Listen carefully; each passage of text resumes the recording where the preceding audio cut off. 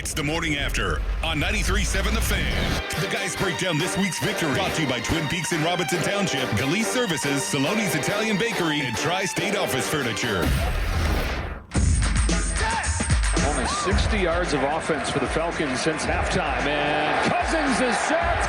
Guess who? T.J. Watt putting an exclamation on this one.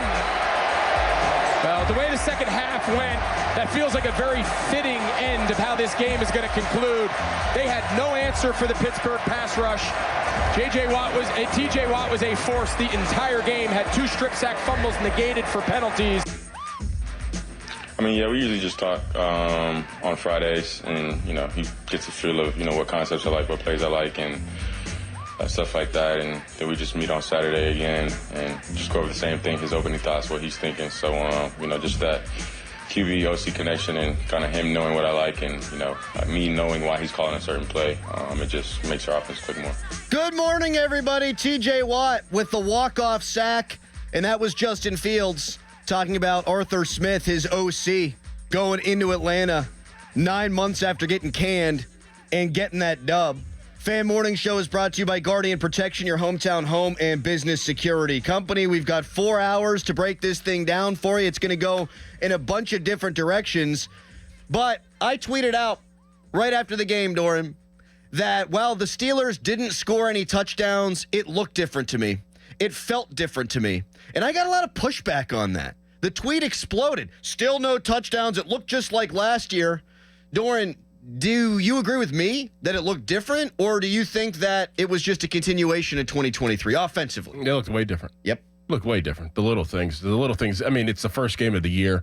You have your backup quarterback that's on short notice.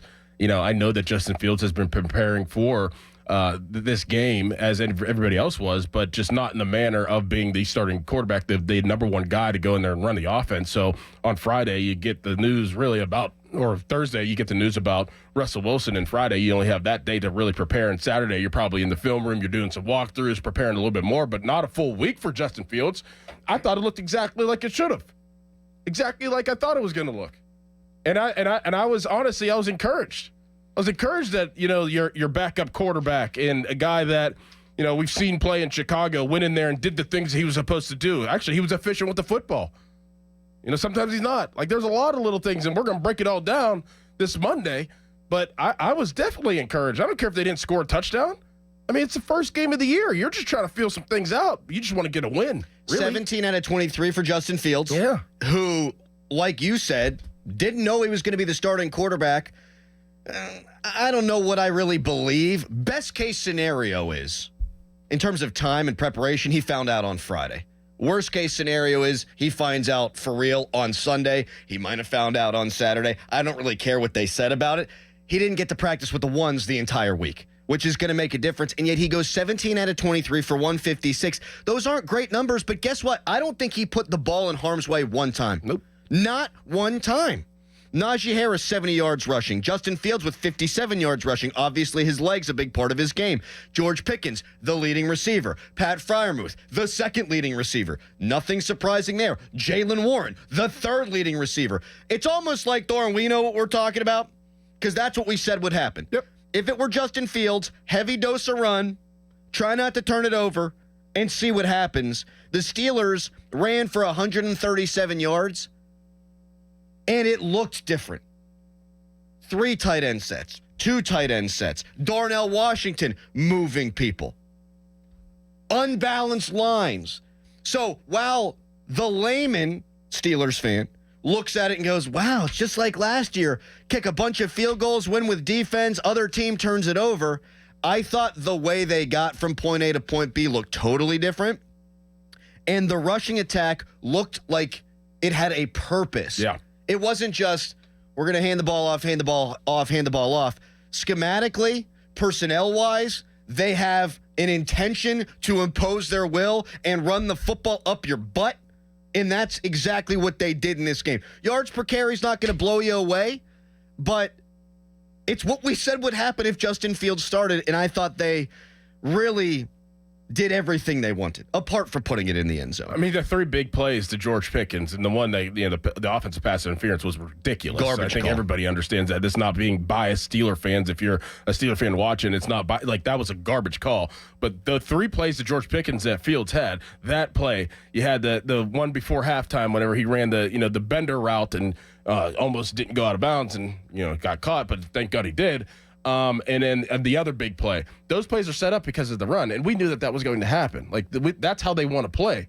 But the fact that Justin Fields connected on those plays is very promising. That's different. That is different. And the rhyme or reason, and what you're saying, the rhyme or reason of running plays and the sets that they had set up those big plays. Yes. You did not have that continuity last year. It was just running plays to run plays. That should be encouraging moving forward. And then we're going to get into it. We're going to get into the whole quarterback situation going into next week. But I think that if you were assessing Justin Fields, I think that you should be encouraged. You should feel that he did the things that he needed to do to win. You just read off the box score. That's exactly what he does. 57, 60, 70, 80 yards rushing. Running back having a good game, having a lot of rushing yards, and then one receiver, that's Arthur Smith's offense, having the bulk of the receiving yards. That's exactly what we thought was going to happen. And I think that should be encouraging. I agree. And when you play big-time offenses, you're going to have to punch some of those in and get touchdowns. Didn't have to yesterday because the defense was so good, and we will get to the defense. Some more reasons why I think it looked different than last year, Dorin. So you had 10 possessions, the Steelers' offense did. 2 3-and-outs.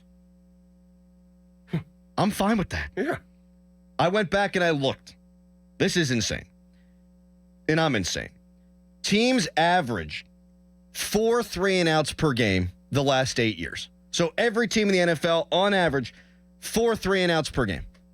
The Steelers, for the last few years, their number way above that. We only saw it twice yesterday.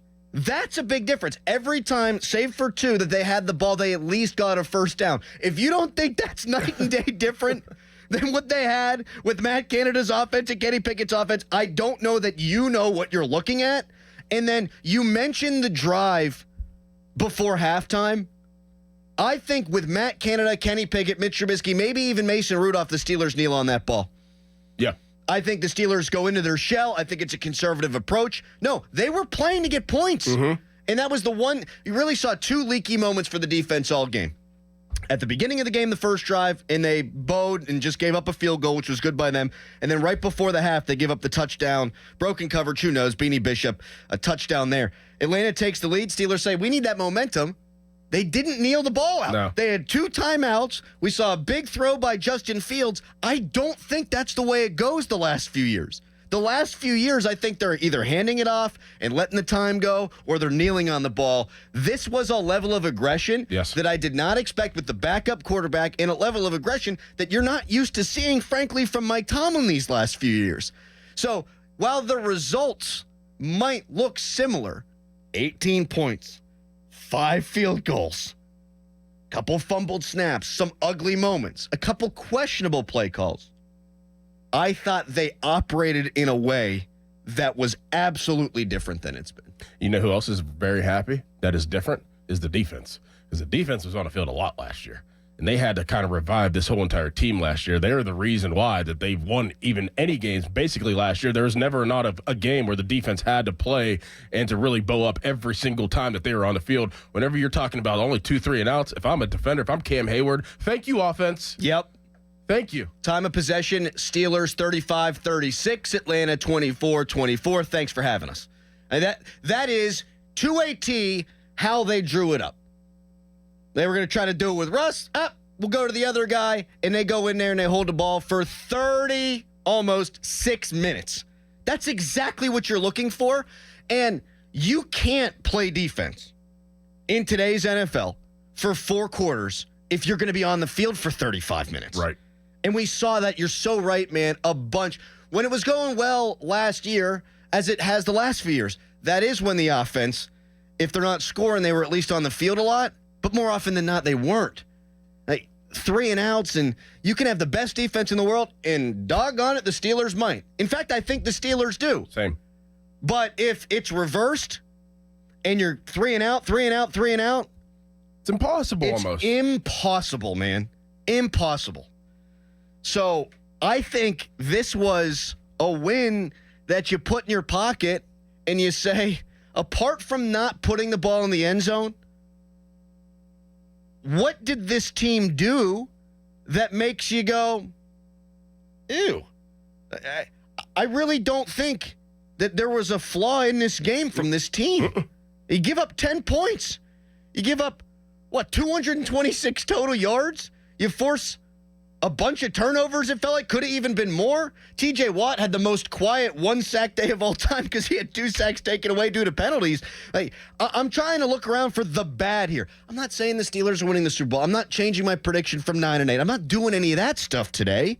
But apart from not putting it in the end zone with your backup quarterback, who found out on short notice, I'm not seeing a flaw yet. And everybody's like, oh, well, same old, like you keep saying. It's the same old. Like, for me, it had to look different, and for me, it did look different.